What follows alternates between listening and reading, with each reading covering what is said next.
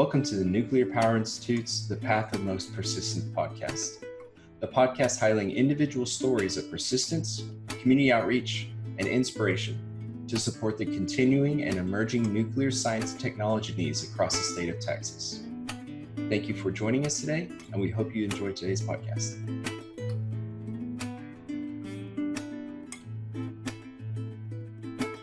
Thank you for joining us today on The Path of Most Persistence. So really appreciate your time coming to join us today in this interview about persistence and how it's kind of impacted your life, and maybe some stories that you might have on ways that you've used persistence to overcome obstacles or to mentor different students, and we'll kind of get into all of that as we go through this interview process. But really appreciate your time. Sounds good. Thank you very much. And kind of been looking forward to this, and I'm ready to go. Fantastic. So you are the director of the Nuclear Power Institute at Texas A&M. Can you tell us a little bit more of your role and many other roles I know that you do have, and what all that entails? Certainly. Well, let me start by talking about the Nuclear Power Institute and how it's an older organization, been around for over 10 years, and yet my interaction with it, other than a friend of the program, has only been just a little bit over 1 year. I was asked to come in as the director just last year, a little bit in June of last year, in 2019. And part of the idea was to consider how to reimagine and reinstate the programs across the state of Texas for the workforce development. So we have the expansion of our high school programs and things like that. That's all I'm going to say about the NPI side of things, except for the fact that it was not something I was seeking out.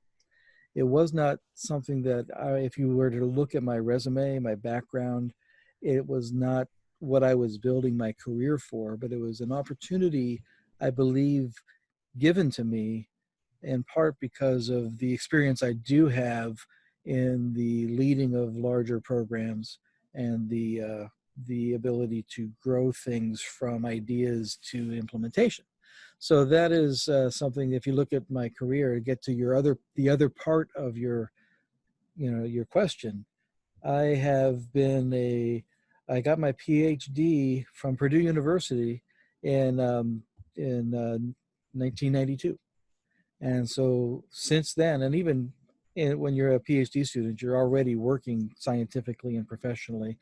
So for the last 25, maybe almost 30 years, I have been working professionally in the field of nuclear fuel, nuclear processing, material science, nuclear engineering, and then the engineering of large systems and the building of technology.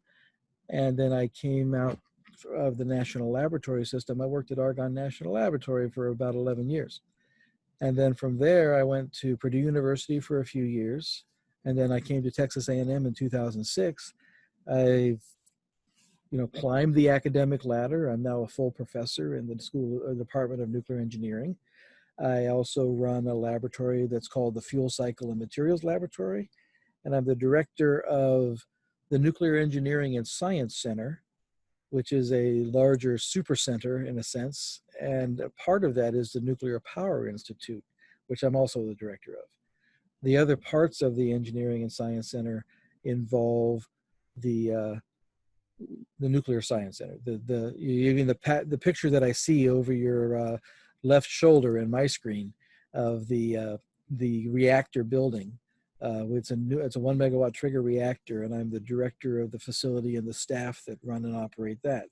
So overall, right now, I run several organizations, and they're all linked through me. So we have the Nuclear Fuels Laboratory, we have the Nuclear Reactor, and we have the Nuclear Power Institute, which is the whole function of the Nuclear Power Institute is designed to encourage and engage students across the state of Texas and inspire them to consider career options and things that they may not be aware of, but there's so much need and so much opportunity for these young people to make decisions today that will take them into things that they have no idea where they're going, but the decisions they make today will impact the rest of their life. And so that's a nutshell answer to your question. Thank you. You certainly do have a few titles under your belt. Yeah.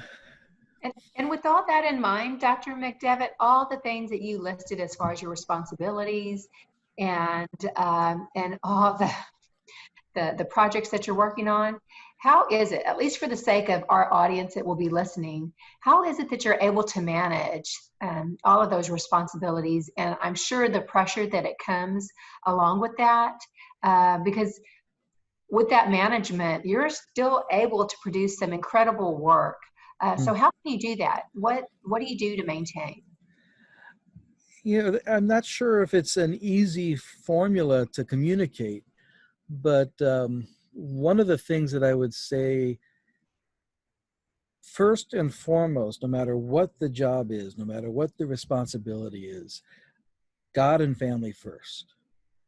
You take that first, and then it's a matter of, when you have these various responsibilities, finding the right people to work with and delegate and trust, and find a way to encourage the teams that you assemble to do the work that's required, whether it's graduate students around a uranium zirconium alloy project and all the different things associated with that, or it's the team at the reactor and trying to make sure that we're in compliance with the regulations and also operating as we are operating, and also with the NPI, all the different new programs that are being initiated under NPI. If everything had to be done by me, it'd never get done. And at the same time, I'm not going to lie to you, it gets overwhelming sometimes, and there are things that just don't get done. If I were to, some of the different pieces of advice that I've received from various bosses and managers that I've worked with, a guy by the name of Chuck McPheeters, that was my first supervisor at Argonne National Laboratory. And I remember talking to him about being overwhelmed with certain tasks. And when I think about it at the time now, I didn't have nearly as much to do as I do now. And he just looked at me directly in the eye and says, sometimes things just don't get done. And it's more a matter of deciding what does get done and what you can let slip. And sometimes procrastination actually allows you to realize what's not important. Not that I'm suggesting procrastination as a strategy, but when things get overwhelming and there's nobody to pass tasks off to, certain things lose their importance. And at the same time, life goes on. And so success means you're still working. You're still trying. You're still moving things. You're still trying to move the ball down the field, to use a football analogy. So I don't know if I answered your question fully, but that's certainly what came to mind when you asked it. You did. Thank you so much. So a lot of these moving the ball down the field and sometimes struggling to do so requires a lot of perseverance. How do you really define perseverance? Well, there's the easy answer that comes to mind is sticking to things that are hard. But at the same time, there are elements of what you would call perseverance that are beyond your control. And what I mean by that is that every day passes 1 second at a time. It's going to pass 1 second at a time no matter what you do with it. And so there's a certain amount of event happening to you that will just happen. But your role in it is where this concept that we call perseverance is really coming to play. Because, when you hit hard things or good things that take a long time, the commitment, and that's a word that goes with perseverance, the commitment to the attention to detail and a bit of perfectionism and the endurance that it takes to do the next right thing. I know that's become a popular song recently, but I've been using that phrase for years, to encourage people when they're stuck somewhere to just take the next step. Just take the next step. And you know you're going in a particular direction, but you're just taking one step at a time, because you can only do the thing that's in front of you now. When you're overwhelmed and you've got 10 things that are due tomorrow, I'm describing yesterday for me right now, but when you're describing there's 10 things that are due tomorrow, you can't do all 10 at once.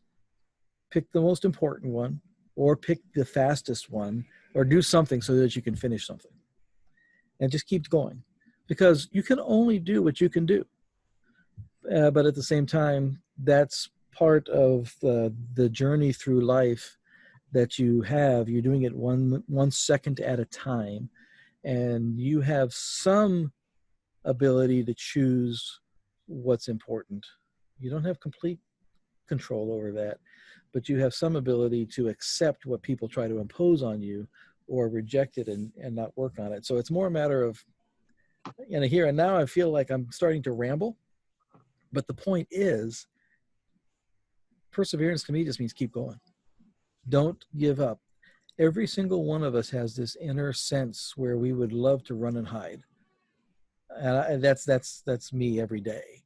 And the idea to resist that inner boy within me that says, just give up and stand up and do these things, whether they're hard days or good days. I think I'm a natural born couch potato if I would let myself be.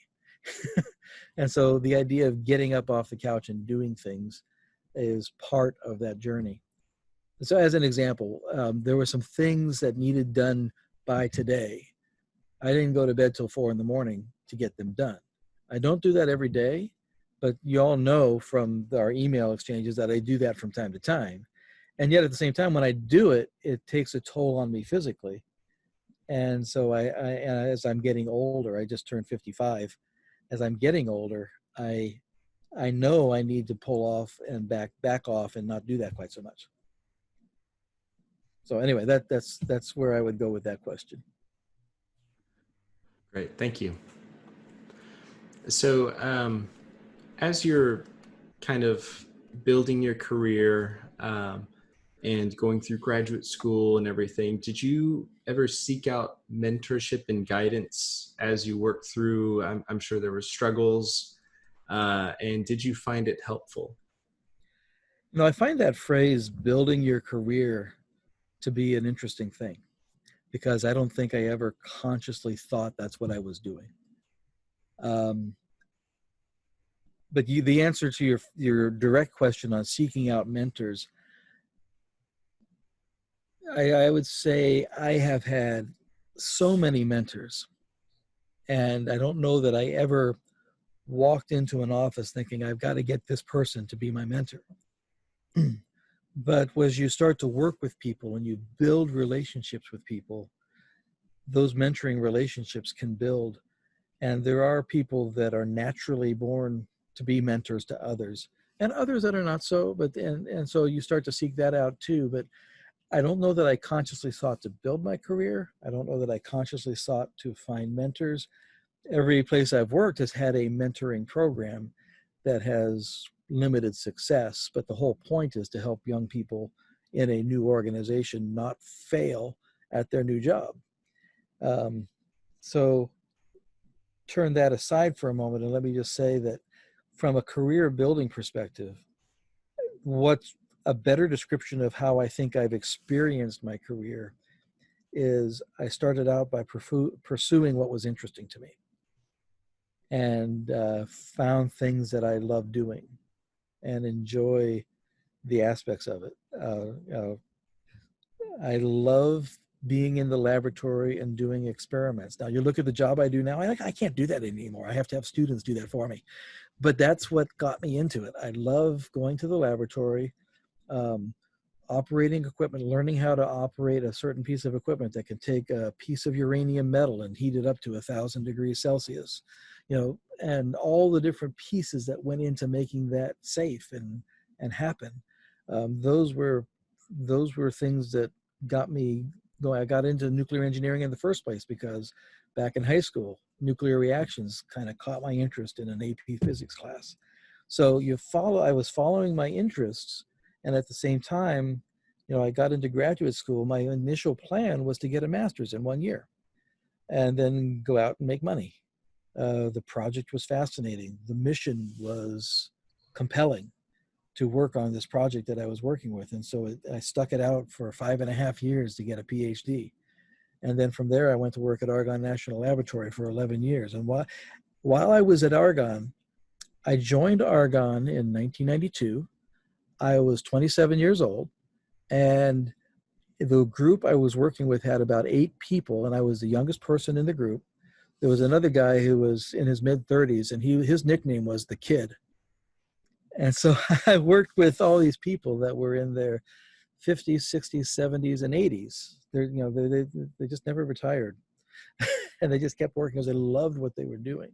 So when you think about the opportunity I had to work with these seasoned individuals who knew so much and just were pouring their knowledge and experience into me, and some people do that through positive interactions. Some people do it through not so positive interactions, but I learned from everybody.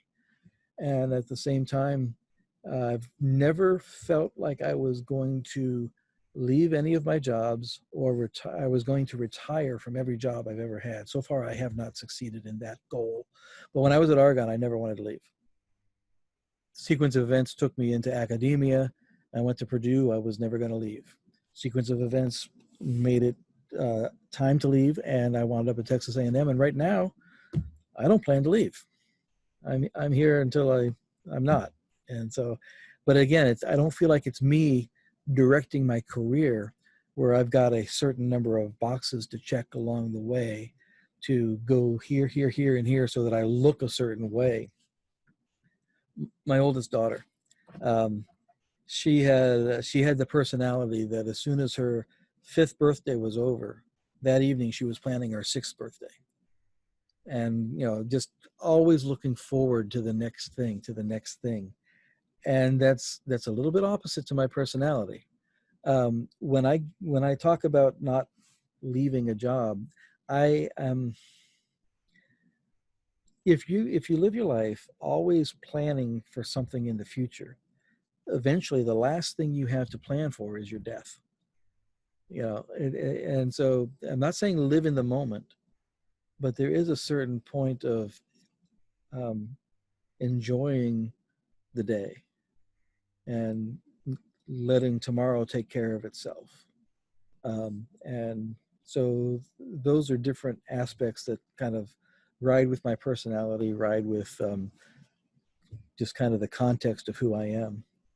And so, again, I feel like I've been talking a little bit too much, but I guess this is my interview, so I guess that's okay. So I'll just pause for a moment, see if any other questions. And to back up just a moment, Dr. McDeavitt, at the open, you mentioned you were outlining all of your responsibilities and all that you manage. But you made the comment about you weren't looking to be the director of the Nuclear Power Institute. You basically acquired it. Yeah. And over the course of this year, of you not only acquiring it, but leading it successfully, what have you learned about yourself? At least in this situation, maybe even perhaps another situation, but in a time where you've acquired something you weren't looking for, that was a whole lot more work, more stress than you had anticipated. What one thing would you say you learned most about yourself? And again, there's multiple layers to that question, but I think if I was trying to identify what I've learned the most, I've honestly not pondered the events in that context, so I'm going to be making this up as I go. But I didn't do it to learn something about me. But one of the things that I think has become clear, not just from this, but from other things, is that one, I enjoy building good programs. I enjoy having a positive impact on the future of people. And I enjoy building a team to do such things of that type. So when you think about this phrase, having acquired the Nuclear Power Institute, that feels like the wrong word to me. I didn't go out and acquire it. At the same time, when you think about how I became, when I think about how I became the director of the Nuclear Science Center before it became the Nuclear Engineering and Science Center, the institution was having some severe challenges. And when it was discussed with me, I felt like I could make a difference. When the Nuclear Power Institute opportunity was brought up to me, I felt like I could make a difference. And one of the things that goes all the way back to my early days after my PhD and I was at Argonne, another one of my bosses, John Ackerman, a really good friend of mine, a very tough individual, but he was talking about the key to success in the space that we're working in is flexibility, learning how to climb a learning curve, and striving for excellence. Another way he would say it is make yourself indispensable. But those three things are how it happens. You wind up being able to climb learning curves. So there's a sense where there are elements to my success or the success of NPI this past year that have to do with the entire spectrum of what I've worked through. And at the same time, those elements are now brought to bear today in the Nuclear Power Institute. So, yeah, I've never done workforce development until last year. I didn't comprehend the meaning of our WIT program and some of these things. I've come to love them and find passion in them now for the impact that they have. But, it wasn't what I was seeking. So what did I learn? It was more of a matter of doing it again, not so much a new epiphany on myself, if that makes sense.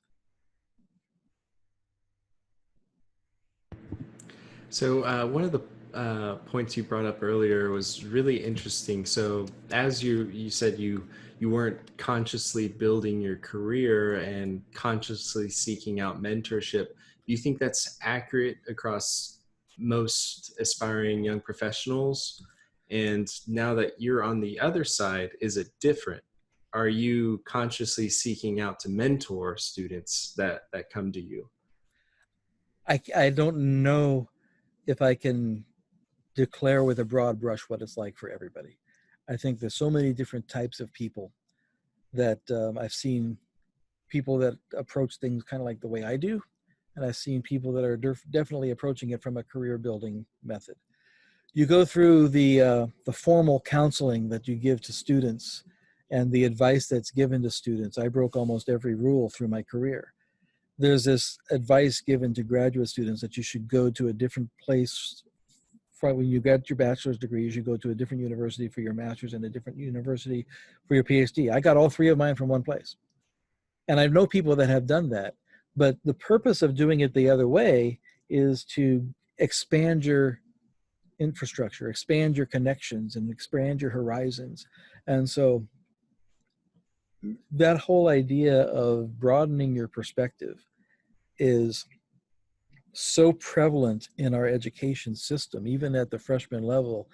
And in the Department of Nuclear Engineering, we encourage people to come to us because you can do nuclear security, you can do nuclear reactor physics, you can do nuclear fuels, you can do health physics, you can do thermal hydraulics and power engineering, all those different things. The fact of the matter, you're only going to do one, maybe two if you're really talented.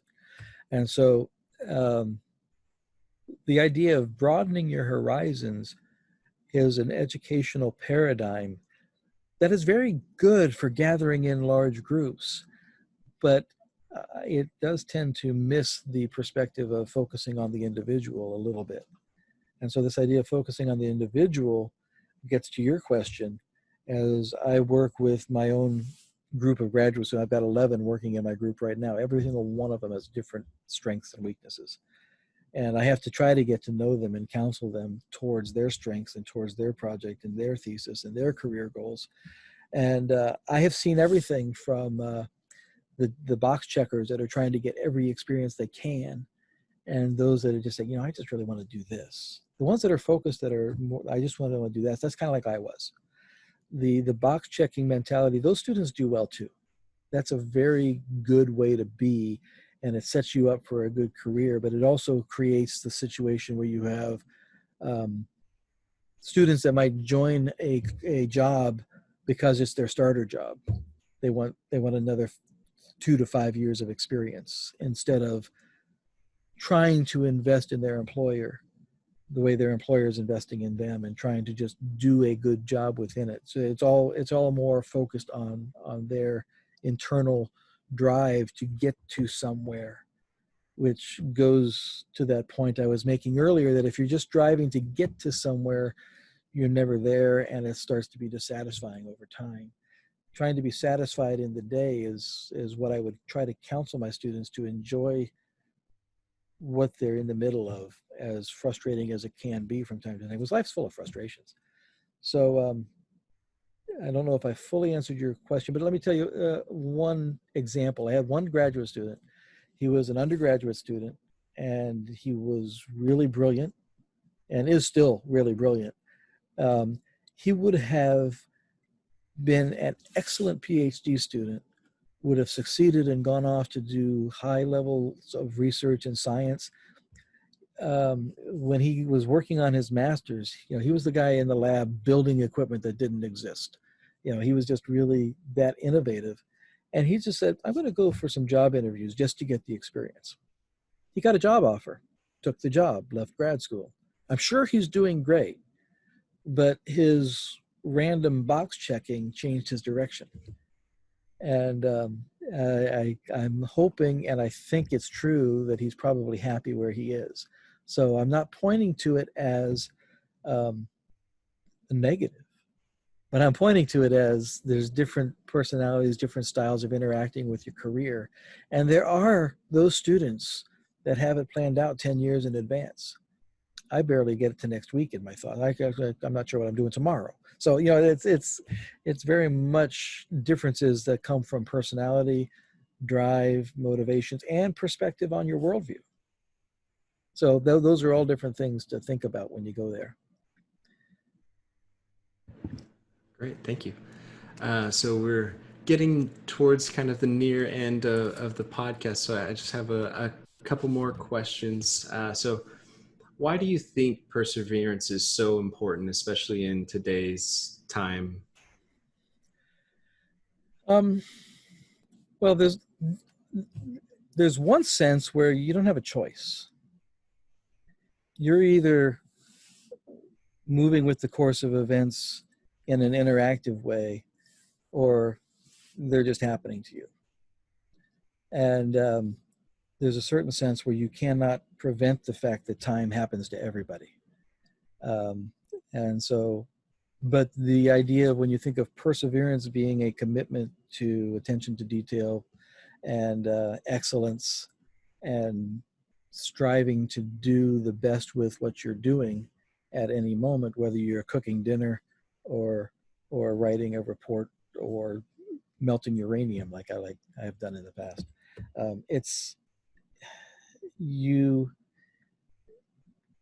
It impacts how you interact with the events and the people around you. So I'm not sure. We're getting almost very theoretical in the question, but that's some of the things that I was thinking with that particular question. Thank you. So, do you have any last advice for students that are going through, like maybe one of our WIT programs, or any students coming through high school that maybe have some passions, or maybe they're box checkers, like you said, on some of the next steps or things to think about as they go forward? One of the things, this probably goes with the importance of perseverance from your previous question, but there's so much of life that has more to do with career than career. But the center of your existence, your family and other things, I think one of the the most difficult and rewarding challenges that perseverance will allow you to overcome comes with marriage or not marriage, family relationships, your faith relationships. Perseverance through those are not easy on a day-to-day basis. But if you don't have that foundation to where you have commitment to the harder things in life, like maintaining a spouse relationship, maintaining a career is going to be really hard. And so there's a certain sense where without that foundation, the career becomes what you live for. And when it's not making you happy, you bail. And if you bail too frequently, you become unhireable into the positions you actually would want to have. I've reviewed resumes. When somebody has a career path that every 6 months they've changed jobs, they don't get serious consideration. And that's almost a box checker, but it also reflects dissatisfaction or incompatibility with commitment or other different things. When I'm looking to hire somebody, I'm looking to hire a team member, a family member in the group, not family in the sense that we all go out to dinner all the time and live together in a commune, but a family in the sense that we're committed together to the same goal and we don't have rogue personalities out there driving their own agendas and doing their job when they feel like it. And so the advice to a student is to consider who you are. Be persistent. Be committed to the important things. What's important to you so that you know what you're committing to. And then the things that come with a job, apply that same level of detail, that same level of excellence, so that when your employer or your coworkers look at you, they can depend on you. And not because of what you know, not because of where you've been, but because of who you are right there in that moment. So those are just some thoughts there. Well, thank you so much. I think we're pushing the end of our conversation. So I, again, really appreciate your time today, Dr. McDeavitt.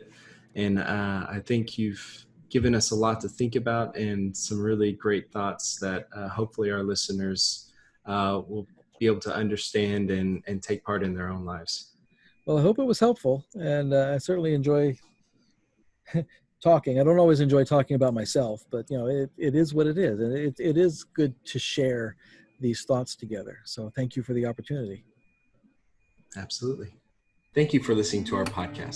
The Nuclear Power Institute is a joint center with Texas A&M University and the Texas A&M Engineering Experiment Station, and is a component of the Nuclear Engineering and Science Center.